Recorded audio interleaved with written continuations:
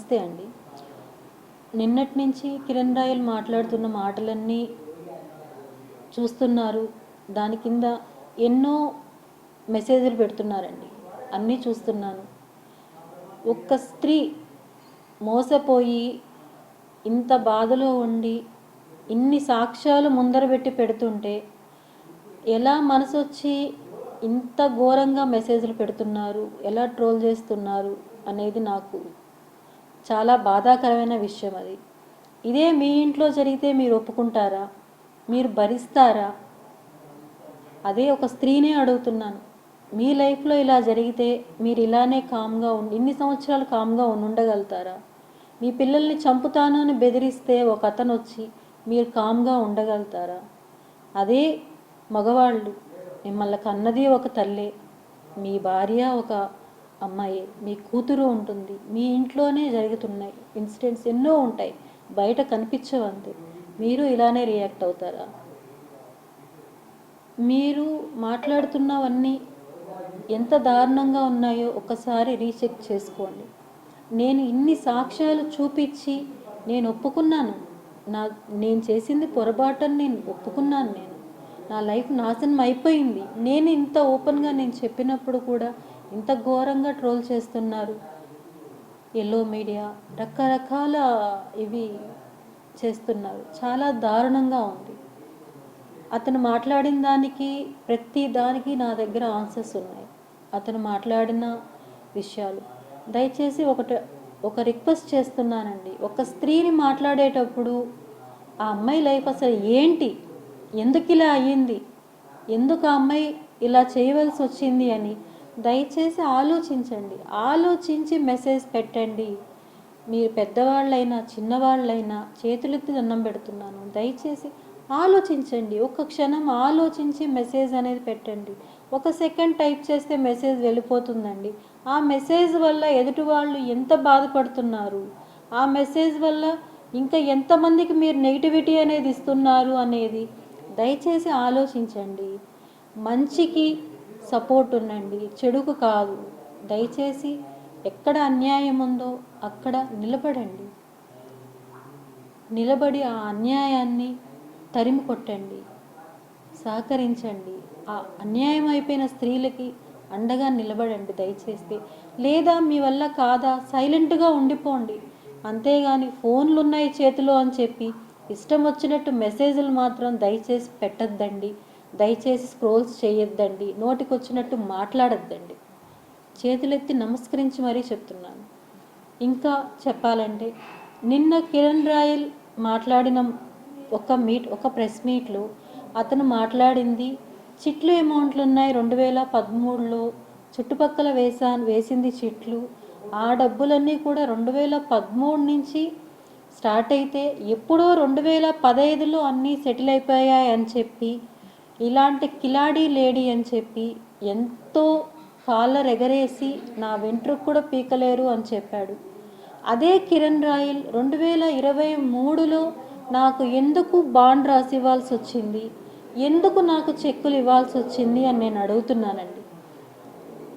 Media ముఖంగా నేను ప్రశ్నిస్తున్నాను దీన్ని. అందుకు సాక్ష్యాలు ఇవి. అతను నిన్న చూపించిన దానికి సాక్ష్యాలు ఇవి. డేట్స్ మీరు చూసినట్టయితే 2 చెక్కులకి 15/6/2025కి 7 లక్షలు, 15/6/2026కి 8 లక్షలు. 2015లోనే లావాదేవీలన్నీ తీరిపోయి ఉంటే ఈ చెక్కులు నాకు ఎందుకు ఇవ్వాల్సి వచ్చింది కిరణ్ రాయల్? నేను కిరణ్ రాయల్ని ప్రశ్నిస్తున్నాను, ఎందుకు ఇవ్వాల్సి వచ్చింది నాకు ఇవి? అలానే ఈ బాండ్లో ఇంత క్లియర్గా డబ్బులు ఇవ్వాలి, నేను నగలు ఇవ్వాలి అని చెప్పి నువ్వు ఎందుకు రాసి ఇవ్వాల్సి వచ్చింది? 2015లో లావాదేవీలు ముగిసి ఉంటే నువ్వు ఇది ఎందుకు ఇచ్చావు నాకు?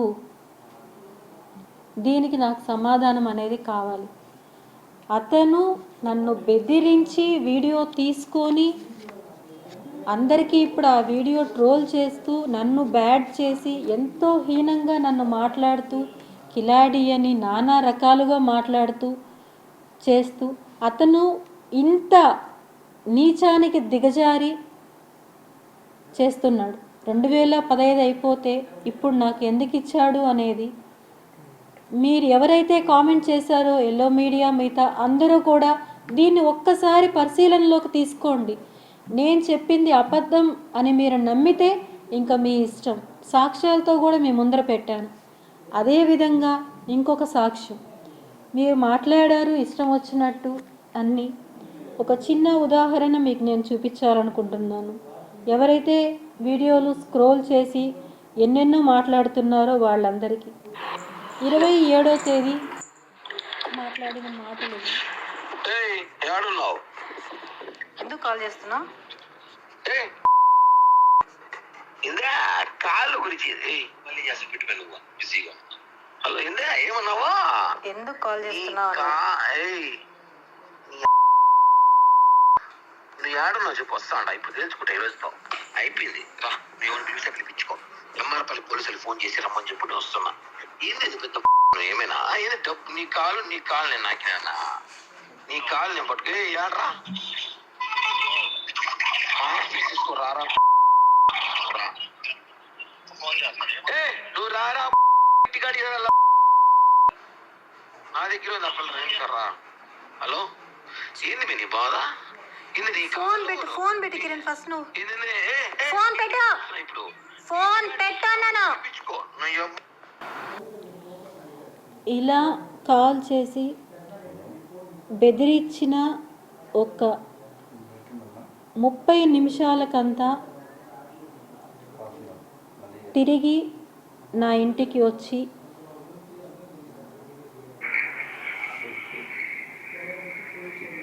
డేట్ కూడా చూడండి. నా ఇంటికి వచ్చి మా పెద్ద అబ్బాయితో మాట్లాడి నేను మిద్దె పైన ఉన్నానని తెలిసి మిద్దెపైకి వచ్చి నన్ను కిరాతకంగా కొట్టి మళ్ళీ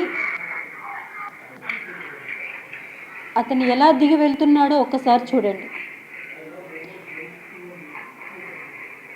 అందరూ మెసేజ్లు చాలా ఘాటుగా పెట్టారు కదండి, అదే కళ్ళతో చూడండి ఒకసారి.